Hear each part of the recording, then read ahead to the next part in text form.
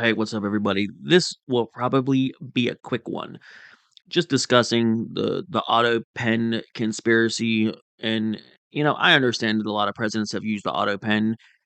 It's basically a rubber stamp, dude. It's basically rubber stamping things, and I agree that some boilerplate documents, when whenever he pardons the turkey, if he's actually signing a piece of paper for fun, is that serious? Do we or can we rubber stamp that one? I mean, I understand the president signs a lot of documents. Unfortunately, I believe pardons, especially pardons of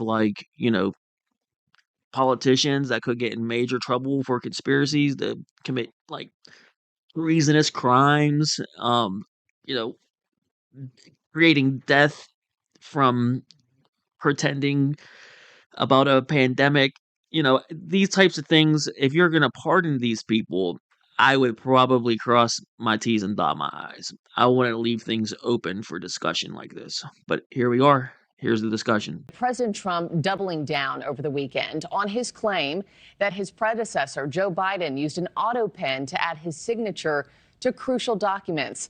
Mills Hayes is here with us this morning. So, Mills, describe this to us. What exactly is an auto pen? And is there any evidence that President Biden was heavily relying on one, like President Trump claims? Well, good morning, Marky. Happy to be back here. An Autopen is a device that replicates someone's signature. It's something that celebrities often use to sign autographs for fans, and it provides an identical signature every single time, like almost a stamp. It's common knowledge that presidents use the device too. Harry Truman, believed to be the first U.S. president to do so almost 100 years ago. But the White House doesn't exactly broadcast that they're doing it for obvious reasons. The issue here, according to President Trump, is how much his predecessor was allegedly relying on it.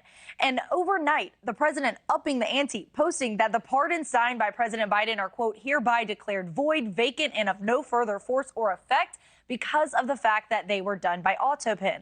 In other words, Joe Biden did not sign them. He continues those on the unselect committee, referring to the House committee that investigated January 6th, should, quote, fully understand that they are subject to investigation at the highest level.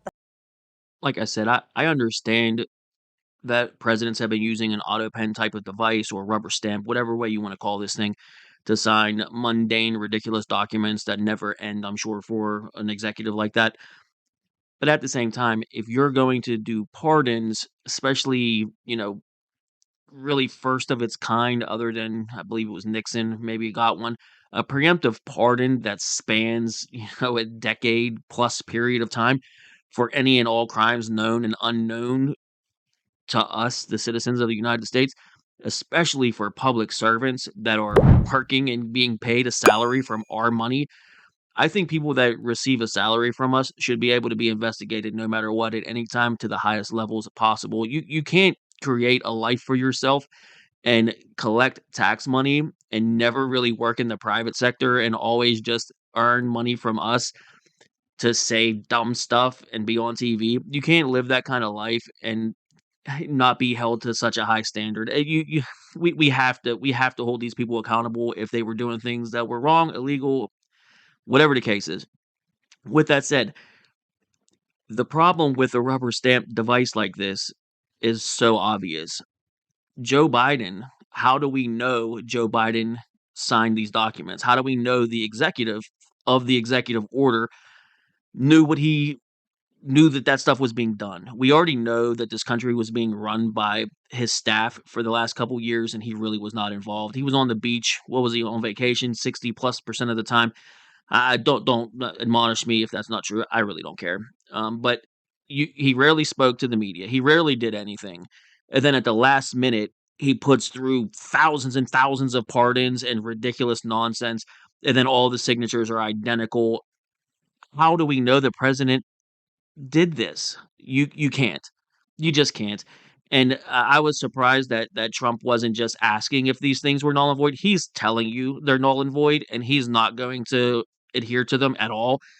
I can't really blame him. I really can't. Could you guys just imagine for 1 second a world where Donald Trump used an auto pen to release January 6th insurrectionists, and the next president is a Democrat and comes in and does not do the same thing to Donald Trump? Could you imagine Donald Trump didn't actually sign his tariff executive orders? He didn't sign the Remain in Mexico tariff policy, or he didn't sign this pardon or that pardon. Could you imagine what the Democrats would do if he used an auto pen or didn't sign the documents that he supposedly signed? Could you even imagine what they would act like?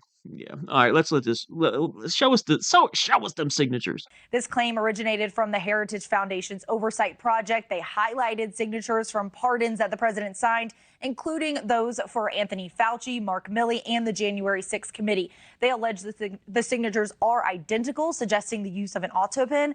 They contrasted those signatures with the one announcing Biden's withdrawal from the 2024 presidential race, which they say is noticeably different. The president suggested on Truth Social, quote, the person who was the real president during the Biden years was the person who controlled the Autopen. Here's what President Trump first said about the claim on Friday. Crooked Joe Biden got us into a real mess with Russia and everything else he did, frankly, but he didn't know about it. And he, generally speaking, signed it with Autopen. So how would he know? That Autopen is a big deal. 99% of the time I say do it, but they come up and I sign it. But you don't use Autopen. It's, number one, it's disrespectful to the office. Markey, so far, no response from President Biden or anyone who worked in the Biden White House. But again, this is something that presidents do use and have used for decades. President George W. Bush's Justice Department actually made a legal argument that an auto pen signature is just as valid as the president's handwritten signature when it comes to signing bills. Markey? Fascinating. A lot more to come on this story. Mills Hayes, it is good to have you back. Thank you.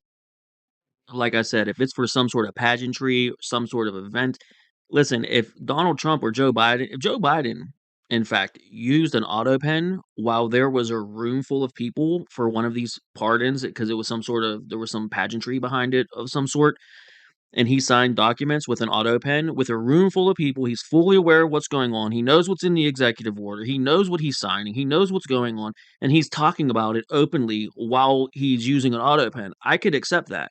I would still want him to sign it, like, when it's all done. The big problem that I have is the way that his administration was run. We all know that there was some weird, strange decisions made by committee. Just take his cabinet meetings, for example, and then we're gonna button this up. I don't want this to run too long because who knows how any of this is gonna shake out, and it's just dumb. I don't know why they did this. I don't know why the Democrats have to kick their own ass, but they're really good at it. Previous presidents tend to have cabinet meetings, so that they should be having them weekly, bi-weekly. They should be having 'em. I mean, once a month at the absolute most, you should be having cabinet meetings. Donald Trump, during his first presidency, held 25 cabinet meetings on record. I'm sure there was more meetings than that. Whatever the case is, the official record showed 25 cabinet meetings from Donald Trump. Joe Biden had 11 cabinet meetings, and we all know how he did not speak to the media. He didn't talk to anyone off script. He didn't do anything other than what he was the absolute minimal obligations he had to do as president is all that man did. And you know it in your heart. You can be mad about Trump. You can be mad. You can be a Democrat. I don't care. You know in your heart that that dude hid from everyone and slid in a basement while a committee ran the country. And you know it. Don't even argue it. Just like they said, whoever controls the auto pen was the executive, was the person in charge. This is the stuff that scares us. Joe Biden at one point, I believe it was in August or September of 2024, held his first cabinet meeting in 11 months. His first cabinet meeting in an entire year was held in. And who was the lead of that cabinet meeting?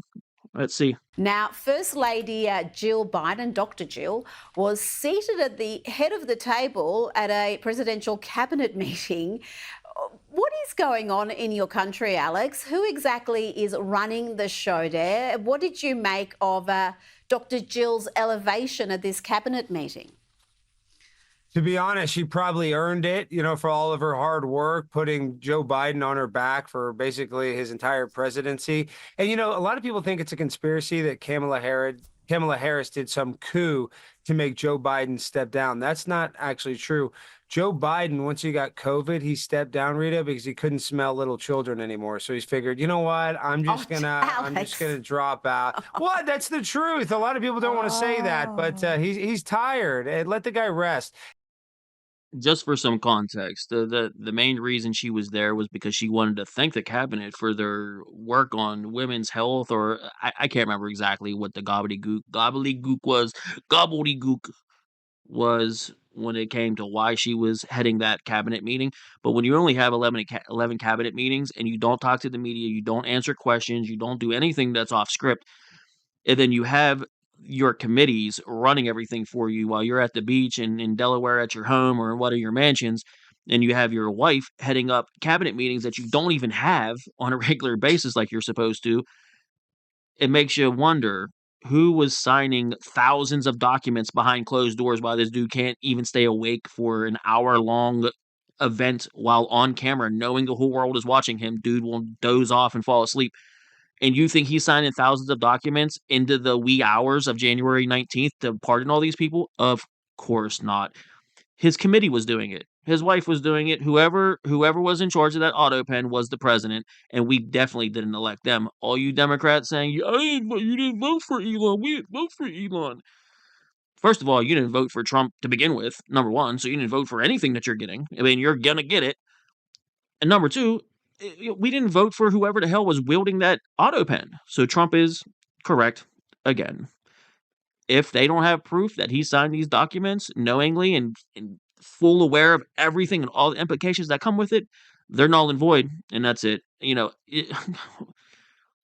How long are we going to let the Democrats continue to break rules and do whatever they want in the face of the law, in the face of everything, while collecting our money and becoming millionaires? How long will we take it? How long until you get mad? I don't know. I bet you go into that voting place at the midterms and pull that vote blue no matter who. Being mad, Trump wants to be a king because he's getting rid of these executive orders that are, clearly not valid if they weren't signed by the president. But okay, all right, man. I'm gonna leave it right there. I don't know if that stuff's gonna fly. Trump isn't asking; he's telling. But we'll see. We'll see how it goes. We'll see how the investigations go. If judges, prosecutors want to get involved, I don't know. I'm interested to see how it goes because if he was rubber stamping everything, whoever had the rubber stamp was rubber stamping things. We don't know if it was Joe or not. So let's tell me how you feel. Do you think that they should be valid? Do you think if the president isn't signing his documents, whether should those documents be valid? You tell me. All right, man. I'll see you guys soon. We got some more stuff coming.